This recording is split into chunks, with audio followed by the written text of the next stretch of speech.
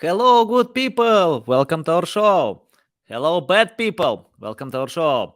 Hello, guys. Welcome. Today we are going to discuss more about content marketing, about SEO, the future of SEO, because we don't know what can happen, but we can suggest and give the best possible way. I'm so excited to discuss this topic with Vince Moreau. How are you?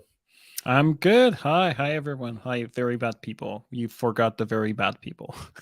Yeah, it's interesting. Marketers often create a buying persona according Mhm. to demographic interest, but they forget to divide bad and good people. I don't want to divide them, but it's interesting.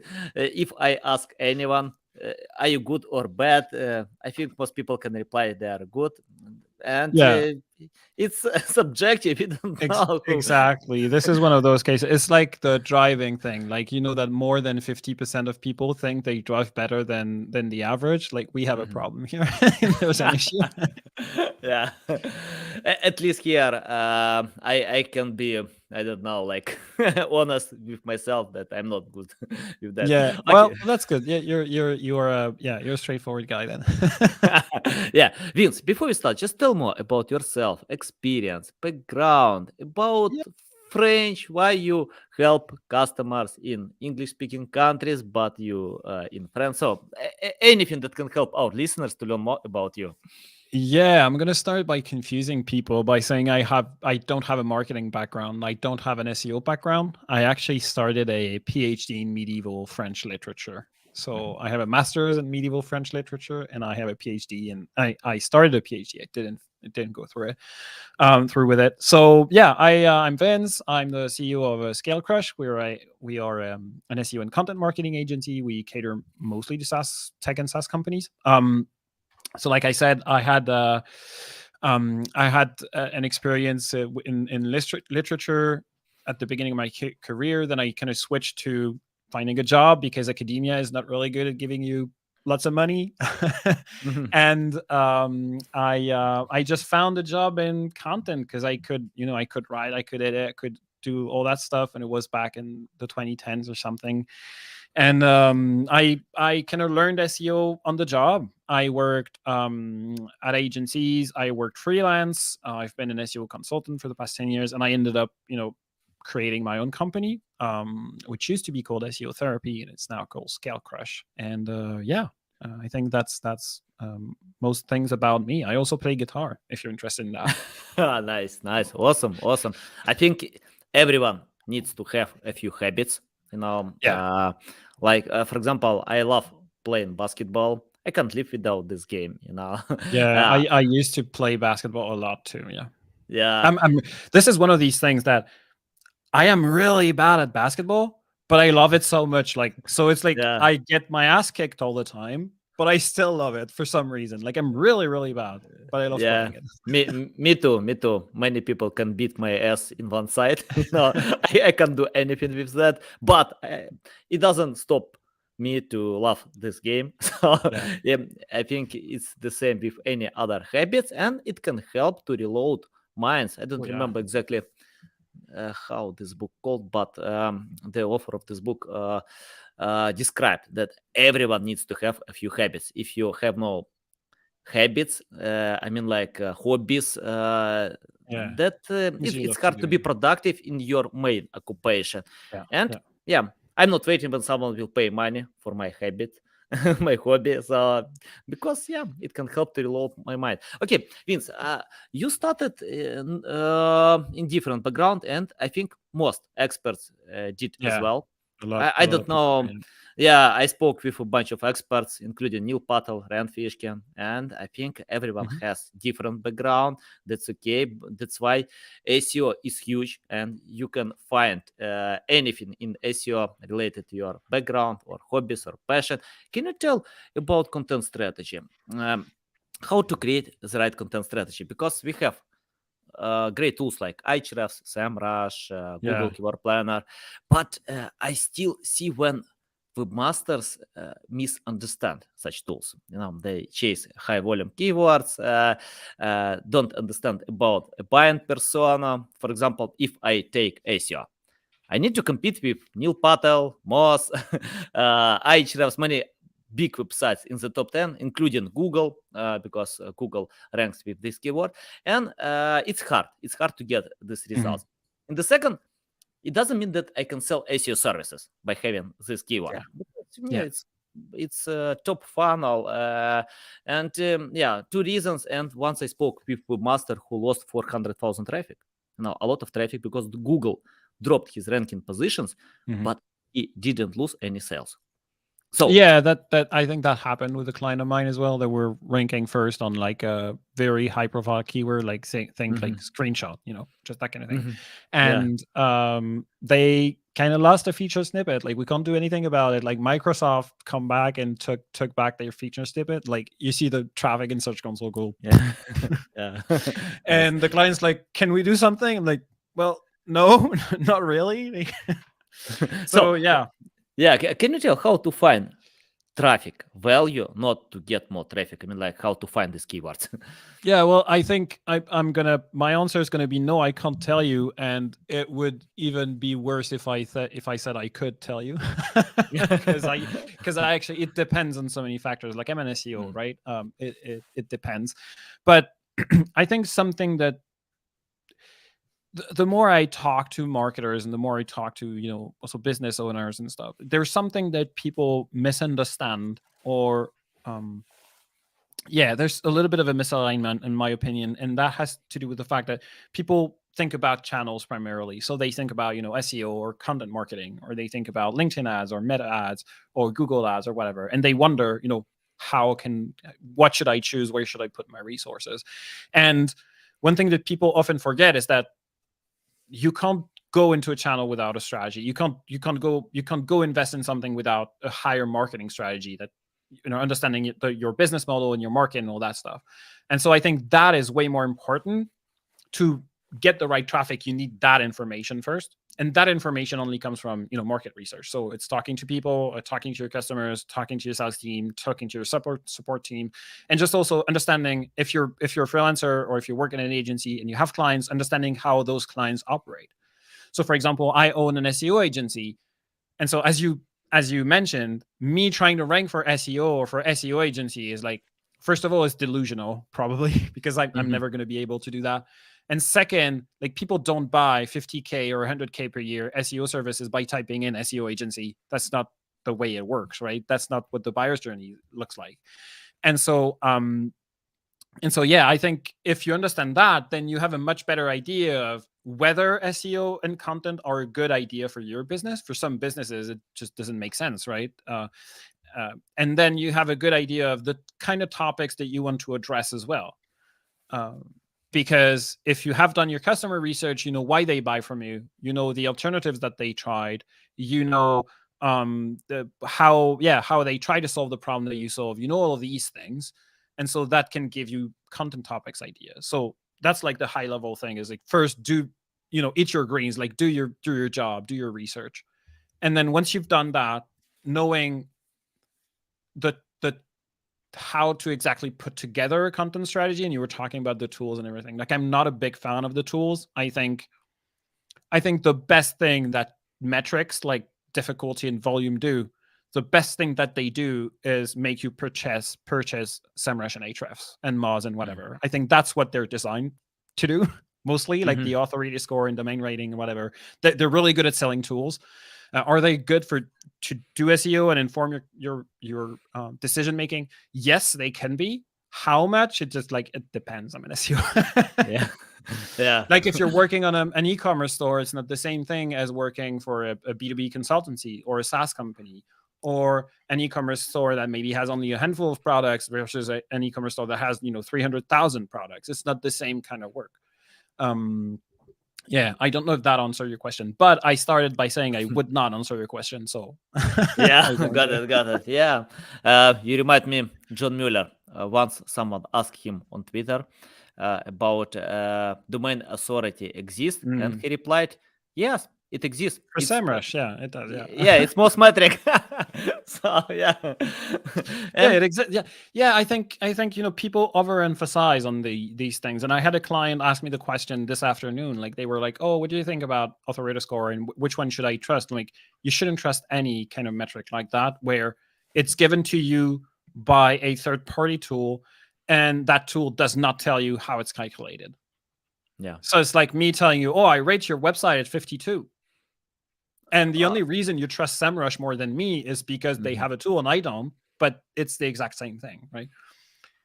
I think I saw Hrefs shares data how it's calculated, but I agree we can't rely.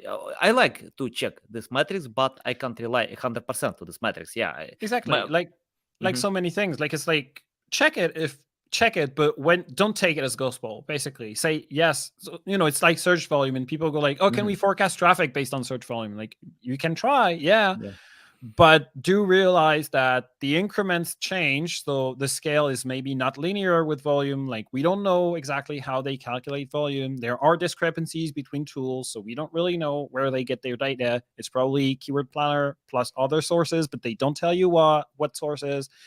And you realize that maybe it's just better to say, oh, something that has a volume of 100 is around 10 times search, 10 times more than something that has a volume of 10. And mm, maybe that is enough to inform your decision making. Maybe you don't need to say, oh, if this keyword is 3,200 and I get into the top 3, then yeah, multiply by this and it's going to give me this many sessions. Also, doing that, the more you do this kind of thing and you take the metrics as gospel and you do these little calculations, they may seem decent on paper, but remember, a URL ranks for tens, hundreds of thousands of queries. You're not taking any of that into account when you do this. Remember that, yeah, you don't know whether that URL is going to perform. You don't know what it takes to get into the top 3. You don't know anything. Like we don't know. And I think the first thing that we have to admit as SEO is like we don't know. Sometimes clients ask me, why are people telling me I got results in 3 months and other people are telling me I got results in a year? I mean, the reason is that we don't fucking know. This is why people are saying different yeah. things. It's like we don't know. Yeah, I think so. It's the same if someone will come to the best coach, trainer, and ask, please make me a Exactly. world champion. And I usually reply to all my clients, it depends on you, not me. I can show the right way, but Exactly. if you can create high quality content much better than your competitors have, if you help me, for example, it's not only that you rely on job to agency or freelancer, you need Mhm. to help. You need to help with creating content, to with brand recognition, Yeah. many things. So yeah, and it's the same. Like for example, if someone wanna lose weight, you can Yeah. find the best coach. But if you don't drink a lot of water, You don't eat. don't Yeah. eat healthy food, don't train, I don't know how you can Yeah. get these results. And I think like the fitness analogy or the weight loss analogy is an analogy that I use a lot as well, because I feel like it maps very well to SEO and marketing in general. I had a client tell me, ask me about link building, and it's for a new site they're launching. Like at this stage, you asking me about link building is like you asking me what kind of pull up is better for your training, but you've never been to the gym yet.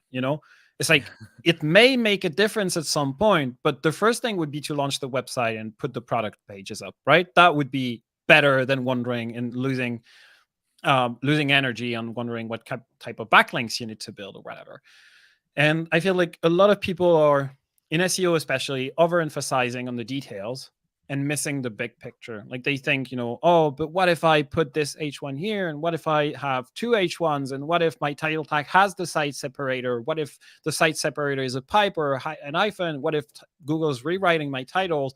And then you crawl the website and you see they have lots of 3xx links and they have lots of URLs without self-referencing canonicals, and they have all this other stuff that they're not dealing with.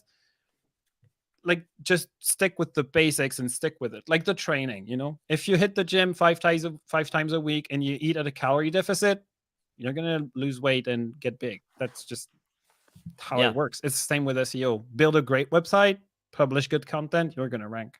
Yeah, When? valuable. We don't know. Yeah, you mentioned about good content, publish good content, and it's really hard to estimate good content or not because for example, I often see content in the top 10 results with a lot of traffic, but it's simple. Without nice looking design, just text, but it's valuable. Probably it can help users a lot more than if you draw this design. So can you tell how to create this content? Especially today, because I cooperate with many great authors who can post on Forbes, Investopedia, other websites, and in my agency we usually cooperate with specialists who have proven record. So if someone prove this record, for example, we find a bunch of offers, check their content. If we see that content has traffic, then we reach out and cooperate with these offers, because it's hard to get results with content writers who pretend to be good content writer, and especially today when we have AI. So any tips about creating this content? Yeah. So first thing is that you caught me because I don't like talking about good content specifically, because as your question implies, we don't know what good content is. And this is something that I'm trying to avoid. So you caught me here. Basically, I'm trying to frame this as much as I can. I try to frame this as helpful content versus good or bad content. And like you said, and this is not me, Google has been saying that for years, and that's just how all search engines work. Google wants to rank good content so that it keeps users in, so that it can sell ads, basically. That's just it. So that's one thing. So I think helpful content's better than quality content or good content, which and an example that I take usually when talking about this is, think about your garage door is stuck, the motor is not working, and you have to get your car out of the garage, and so you turn to the user manual of the motor, right, for your garage door. And at that specific moment, that's the best content you can read on the planet, because it's going to solve a problem for you. That's going to help you get your car out of the garage, and it's going to help you go to work. This is what you're focused on. It's very boring. It's not designed. It's not well written. It's not optimized. It's really bad content. But at this stage, this is exactly what you need. And so at different stages in our lives, or depending on the topic, we need very different things. And I think that's a much better, that turning to helpful content instead of good content can kind of help you evaluate, am I helping people solve a specific problem with this? And if the purpose of this piece is to solve a specific problem in this current format, how good is it at solving that problem? And that can usually help you inform your content production decision making. In terms of the tips, to be a little bit more grounded in reality, there's really no way, I think, to completely eliminate the freelancer, the freelance writer part of the equation. But I'll tell you how I have set up my team to kind of try and alleviate for that. Because when I started working at agencies, I saw what a lot of people do, a lot of agencies still do, and a lot of people in companies in-house do, which is they have their keyword list that they pull up the way they want. They have their content plan. Let's not talk about how they created that. Usually it's an export from Ahrefs and then random checks that go into a column D or something. So they have that, and then they just go oh, we need a couple of freelancers, and then they give the primary keyword to the freelancer, and that's how they kickstart the content production process. Obviously, not everyone does that. Some people take the time to produce briefs for their writers and all that stuff, but in agencies, it's most of the time it's this. So I didn't want to do that because it's really bad. You usually end up with bad content, and you have no way to protect yourself from the writer. They basically do whatever they want, and if that piece is really bad and it needs to be published, then you end up doing the work yourself and still paying the freelancer, which is really bad.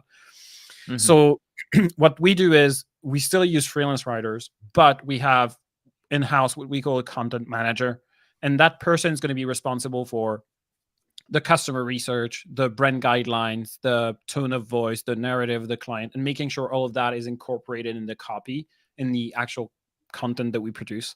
And so they brief the writer, they brief the designer if we need some infographics or illustrations. They do the research, and they know the client like in and out. And that kind of helps us alleviate the statistical variation that you have between writers. It can also help you not pay, pay less for the content for the writer. Like, you don't need to have writers that are as experienced, because you do a lot more prep work, basically. I don't know if that answers your question. Yeah, valuable. Yeah, I agree. Like it. You mentioned about helpful content. Yeah, I think if you help a lot more than other pages in the top 10, so it's more valuable for users. It's value. Yeah, and there's another thing to that equation, I think, and this is more like marketing talk than SEO, but people want to rank, right? And SEOs want to rank, and they want to say like, yeah, I'm first or on first page and top 3 for this specific keyword or whatever. But in the end, if that content is not valuable, if that content doesn't help people, or if it doesn't resonate with them, if it doesn't help them memorize your brand, then you can have a lot of traffic and it doesn't matter. And this is where we see a lot of SEO campaigns failing, is people can get website rankings. And I think that's not the problem with SEO. Is that the problem is that they do not tie their SEO strategy to the overall business strategy most of the time. And they go for random keywords, and they can rank or generate impressions, but those impressions are having no impact on the business. And here, I'm not saying that SEO should translate to revenue, because I don't think that's what the channel is designed to do necessarily, like not one-to-one. I'm saying that at least it should help you with brand awareness, and it should help you push your narrative. It should help you tie your product in people's mind, tie your product to the problem that you solve, and as a specific solution. Not necessarily to make them buy right now, but at least so that they remember your brand, and that the next time they're looking for a solution to that problem, then you come to mind, right? And I think like the more helpful your content, the less generic it is, the better you can do that, right? Yeah. And that also means that you don't have to have necessarily the best amount of traffic or the best rankings, because what matters then is not how many people see your content. It's more like, out of all the people who saw your content, how likely are they to remember you when time comes? And I think that's much more important to a business than just getting eyeballs on random keywords. Nice. Yeah, valuable. You described helpful content, valuable content. I want to ask about another type of content, non-boring content. It's interesting. We have a high bounce rate at any type of content, in video content. For example, on YouTube, 80% of users bounce in the first 20 seconds. That's why I think Mr. Beast gets a lot of traffic, because when I open his new video, I can't stop watching. He knows how to. But you have a very generic, a very energetic intro, though. Like, I saw the intro, was impressed. Like, it jumps in and out. So you've done a good job there. Yeah. And once I spoke with Jim Edwards. He worked in Business Insider 10 years. He started on this company from scratch. Then company was sold for $500 million. Great success. And he told me that success of Business Insider depends on creating non-boring content. It's interesting. If you're talking about B2B business, it's boring. In most cases, it's boring. You can share value, you can help as much as possible. But if it's boring, people bounce fast. Most people have no time to figure out what kind of value. So you need to attract them as well. You need to give a strong reason to read until then. So can you tell how to create non-boring content? It's interesting because I agree, value and helpful. But what about non-boring? Well, I think, okay, so a couple of points before that. The first one is the success, whatever that guy from Business Insider has to say may not work for you, right? Because it's survivor bias. So that guy had success with something doesn't mean it's the right thing to do for you. Especially granted that Business Insider has a very different business model than, from every other company. Like, they're a media company and they're not there to get clients and get leads. And that's not what they're going for. So it's not the same thing as what most SEOs are working on. So that's the first thing. And The boring thing, I'm very doubtful that people find things.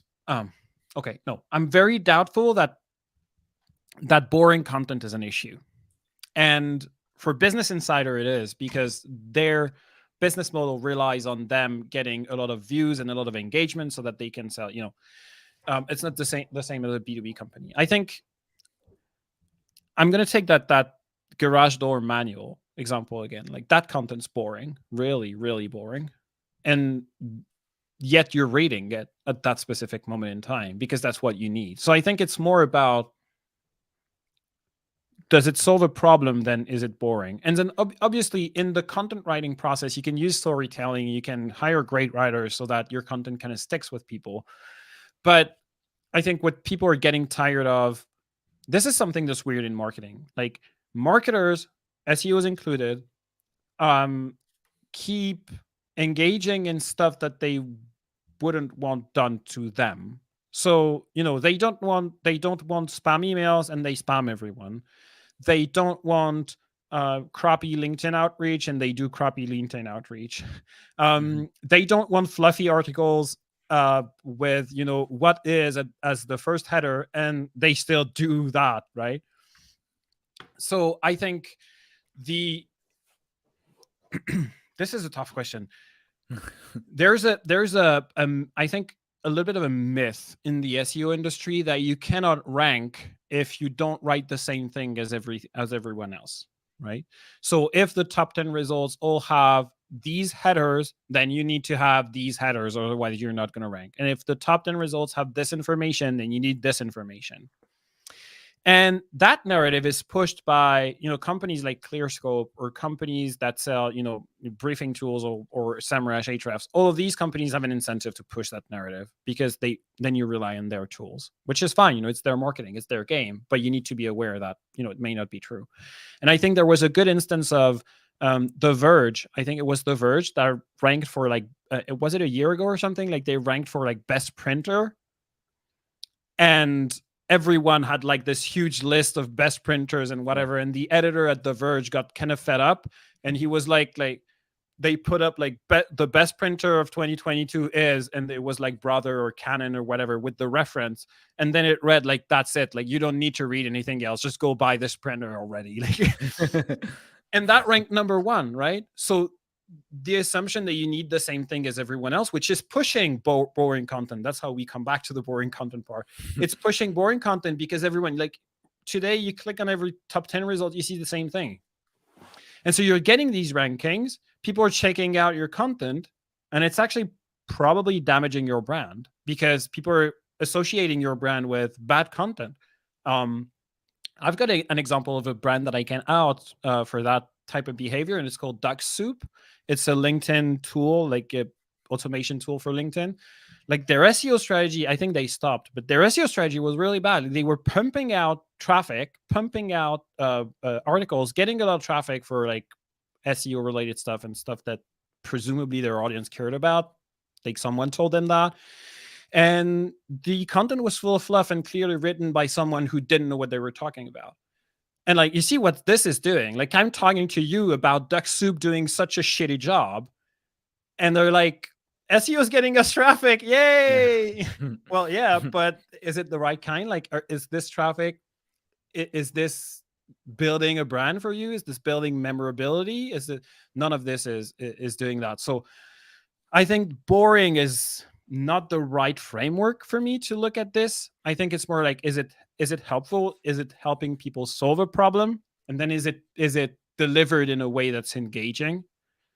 Because some stuff I find boring, and some stuff you find boring. Some people, you like basketball. Some people find basketball to be the most boring thing in the world. I hate Formula One. It's a nightmare to me to watch Formula One, and yet it attracts millions of people every year. So we're different people. So boring is a very subjective thing, and I wouldn't use that framework to inform decision making. I would rely on stuff that's more grounded in reality. Sorry, that was a very long answer. Yeah, I got your point. Yeah, I think it depends. It depends, because I asked this question a few times, and In most cases, we understand differently the word Yeah. boring, not boring, because it doesn't mean that you need to attract, entertain. I don't know, like to be funny. Boring sometimes means if you use long sentences that hard to read, people can leave Mm, it. So yeah, it depends. Yeah, it's a broad question. And Vince, I want to ask about something that I do a lot in my life. I made a lot of mistakes. I keep doing them. yeah. Some of Yeah. them terrible, some of them slight mistakes. But yeah, it's life, and I don't know how to learn something new because I think everyone starts with best practices. Then we can fail to learn what's going on, to go Yeah. ahead. And I remember, for example, when I started PR campaigns, I wrote a bunch of press releases. I pitched all of them, got zero mentions, zero links, no results, but I learned how it works. And then we hired great specialists who can write press releases. We hired specialists who can pitch them. And after having the process, we got mentioned on CNN, on Mhm. Business Insider, on Forbes, many other great websites because of having the process. Can you tell what kind of mistakes or least mistakes that marketers still do but can avoid? For example, we can learn some mistakes that we can avoid. Some Mhm. mistakes it's better to do and learn from them. So, least mistakes that we can avoid. I think there's one very preeminent mistake that people make, and it's not only marketers. And I'm gonna be blunt about this because I made this mistake a long time ago as well, and it's thinking that people know what they're doing. And actually, the reality is that most people don't know what they're doing. And the best example of that I have is that people think that I know what I'm doing, and I really don't. What I mean by that is that when you understand that people don't know what they're doing, some people know better than others. Obviously, some people have experience, but most people are very doubtful, and they don't feel confident that whatever decision they're making is the right one when they make a big decision. When you understand that um, you have to stop following advice from other people. That includes me, obviously. You have to critically think about this advice and try and think whether that applies, whether this is good advice. If it's good advice, whether it applies to you, and if it applies to you, whether it's the right time to try and apply it. Um, and that can also alleviate the pressure that some people sometimes feel when they try and start something that they don't know how to do, like you mentioned PR. Well, if you realize that even like big PR agencies probably, yes, they know a little bit more than you, but you can probably make it like this helps you start stuff basically. So I think that's the first mistake. It's more like a PSA, general life advice or something like self-help content coming in. But yeah, I think that's a huge shift when it comes to marketing specifically. And marketers in general make this one mistake, and it's confusing marketing and campaign management. And this is something that I talk about a lot, but most companies right now, or most marketing departments, are not doing any kind of marketing. They're managing campaigns. So they are doing LinkedIn ads, Google ads, SEO. They have designers, website reviews, that kind of thing. And all of that, all of that they're doing, but they don't have any kind of marketing work. And what I call marketing work is pretty simple. It has 3 steps. The first one is knowing the market, the analysis, like market research, customer research. What are the alternatives? What's the competition doing? How do we position against them? All that stuff. Knowing what to say to people and where they are. The second step is once you know that, making a plan to address this market and position your product. And the third step is executing that plan. And most companies start by number 3. And the discussions that you hear everywhere are centered around number 3. Google ads versus SEO. That's number 3. That's execution, right? Should I do lookalike audiences or retargeting campaigns? Should I do big bold CTAs or small CTAs? Should I have a sidebar? Should I this and that? Should I do CRO? Should I? All of these discussions are execution related. That's great. You need the execution. You need the campaign management, but people need to understand that's not what marketing is. Marketing is understanding the market, knowing why people buy and what you need to say to them to improve the chances that they buy from you. And very rarely do you see any companies with that in mind, right? Yeah. And I think that's a huge mistake for marketers. And this is getting amplified by the echo chamber of, LinkedIn and all that stuff, where people want short and sweet content, like catchy content, and they resort to this, and the discussions happen around this instead of the bigger picture of what actually works. Yeah, nice. Love it. Love it. Yeah. Incredible advice, because I think I agree 100%, because I often see some best practices, tips, but if it doesn't relate to my passion, my strong sides, why I need to implement something that I don't Yeah. like. And Yeah. digital marketing is huge. We have a lot of things what you can do. Even if you don't like SEO, you can film videos on TikTok. If you like to Yeah. film short videos, why not? If you dislike it, find something else, right? Post on Yeah, I Facebook. think, for marketing, it's also like people go crazy on ChatGPT, or they go crazy on TikTok, or I just changed the colors of my light. Sorry, my background is all ruined right now. Yeah, people get hung up on that stuff, but it's like, is TikTok valuable for your market? Maybe not. So it's not like saying SEO is dead, or saying this is dead, or this is better than the other, or you should do this or not that. It's like, yes, everything can work. Yes, you should do this and this and that, but you should do it with intent. And I think that's also a huge problem for the SEO industry, where we sell SEO to people who don't need SEO, or we sell SEO to people who are not informed about SEO as much as they should be, or or sometimes people are not as knowledgeable about SEO as they think they are. And so, most SEO campaigns fail to generate any positive business impact. I'm not talking about revenue, leads, or whatever. I'm going to keep it as like positive business impact. And I think that's also this, like, it's let's take a step back. Let's take a step back and evaluate what we need to do, and then execute on it. Yeah, we have a comment about SEO. Yeah, I was reading that. Yeah.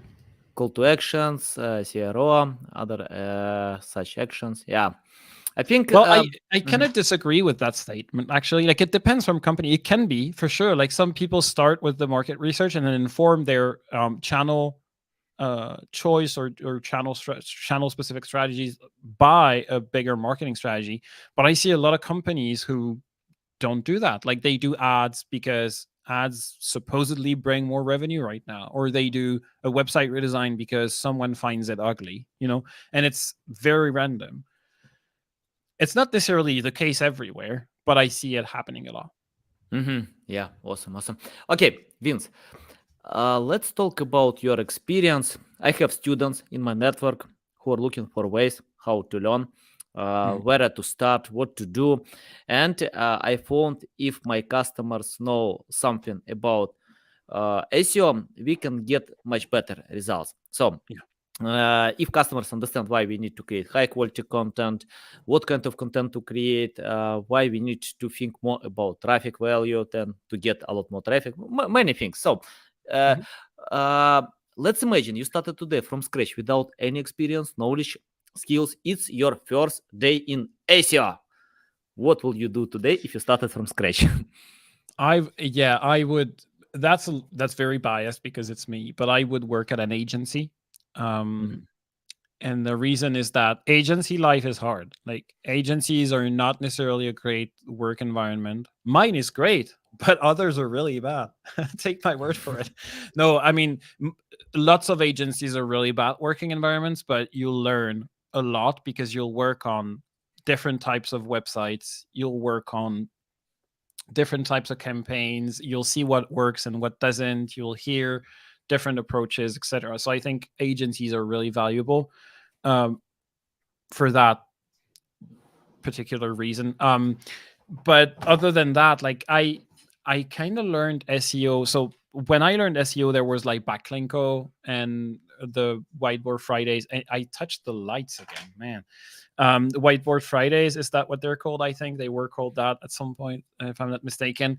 All this content existed, but it wasn't as developed as it is now, like the whole courses content. So I can't really speak for the other resources that are available. I'm sure some are great, some are not so great. SEO is like car mechanic. Like you can read about it all you want. If you don't open a car and start screwing and unscrewing stuff, it's not going to result in anything. You're going to learn a lot about the theory, but you're not going to be able to learn about what actually makes a difference. So my advice would be like go out there, build a website. This is what everyone says, but it's actually true. Like just go do it. And you don't have to build affiliate websites. You don't have to build it for money, but just like try stuff, see what works, what doesn't, and try to understand. I think one skill that is lacking in a lot of SEOs is understanding business. Uh, Understand how companies work, how business models work, how financials work. And that's going to help you if you ever intend to build a company. It's also going to help you talk to CEOs and founders and whatever, and provide small anecdotes. For example, I know how enterprise buying processes work, and so when I speak to a high ticket um, uh, SaaS owner or whatever, and I say, so how do you deal with procurement, I immediately go one step up because I know what procurement is. I know he has a procurement process. I know, that kind of thing can help you win a lot of business as well and get a lot of buy-in from leadership. So growing your discipline is good, but growing the rest is. And one thing I think Tom Critchlow, no, that's the, I always forget, I always mistake their names. The guy who does the SEO MBA has great resources. I've seen that, and I think that is great. Yeah, I can't remember his name. I'm sorry, man. Yeah, no worries. Okay, guys. For me, I can tell. It doesn't matter what kind of resource you can choose. You can take my course, you can take other course, you can go to Google, to YouTube. Just learn. Find the resource that you like and format that you like. For example, you can learn from audio podcasts, you can learn from YouTube videos, from courses, whatever. But the most important thing is to implement, to act, as you Yes, mentioned, good. Yeah. experiment. Because, for example, I can read 100 books how to play soccer, but Leo Messi hits a ball 1,000 times a day than to read new books how to play soccer. And Yeah, it's the same with SEO. You need to and practice. I think when I make the same point you're making, I always remind people that basically what you said is just go do it. And I like to remind people how great Nike's marketing is, because that's their tagline. Just do it. Like we take it for granted, but it's actually really clever marketing. Like they understand that this is the message that their brand, that they want their brand to be, is like get out there and do it. And I think this is just what you said. Like go and do stuff. I think that works really well. Nice. Yeah. Yeah, nice. Vince, and I have my final question about the future. Many things are coming. Today we have AI. It's a regular tool in most cases. Apple is going to launch headset. Probably augmented reality will come. Facebook tried to build virtual reality. I don't know if Facebook or some other companies can build this tool. So we'll see. Future is interesting, but what kind of future will be in SEO? So take your crystal ball and let us know Yeah. about the. So I don't have the crystal ball, but I'll make a few assumptions and I'll work that off just like logic. So follow me here.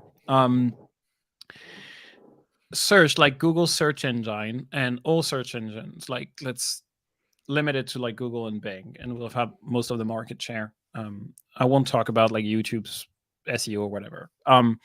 Those tools make money by selling ads. So the incentive for tech companies like Google is to bring as many users as possible to that search engine so that they can sell more and more and more ads and make more revenue. That's why they're pushing so much to build a great tool so that people keep using it. They very well know, because it happened to Yahoo back in the 2000s or something, where Google tried to license their search engine to Yahoo for a couple $1 million. Yahoo refused because they thought their search engine was better, and 3 years later they Google bought them or whatever, or they had to license it for like 10 times or 100 times the amount. I don't remember, but yeah. So let's take that as the ground, right? Google has been improving the search engine in this way for the past 10, 20 years or something, from like backlink, like reducing the important backlinks, to knowledge graphs, to rich results, and basically giving you the answer before you know you need it. So now comes AI into this picture, right? And people say AI will kill SEO, and I actually think it's the opposite. I think it will make search better. So think about it this way, and this is very personal, my personal opinion. Google released SGE because Bing released SGE, because Bing released like Bing Chat or whatever it's called. So it was a reactive move. It wasn't a proactive move. They released it quickly, so they had something in the works. They had been working on it, right? So there is a reason why they didn't release it first, because they knew that whoever was to release it first would have all the power if that stuff worked. The reason they didn't release it first is because they knew it didn't work, right? Which Bing Chat proved. Like, they generated a little hype, put $10 billion more into OpenAI, and that's pretty much where we are now. If you think about it, AI in search doesn't really solve any problem. So if you think about how it's going to impact what I call low commitment queries, so like the height of the Eiffel Tower, or the Brad Pitt's date of birth or whatever, we already had this information readily available through like knowledge graph and on the search results page. So AI is not going to help with that. If you think about like how-tos or whatever, the best it's going to do is like compile information from the top 3 or 4 results and give it to you on the results page. But then you're still going to have to check out the 3 or 4 other results, because you're not going to you're not going to trust AI, right?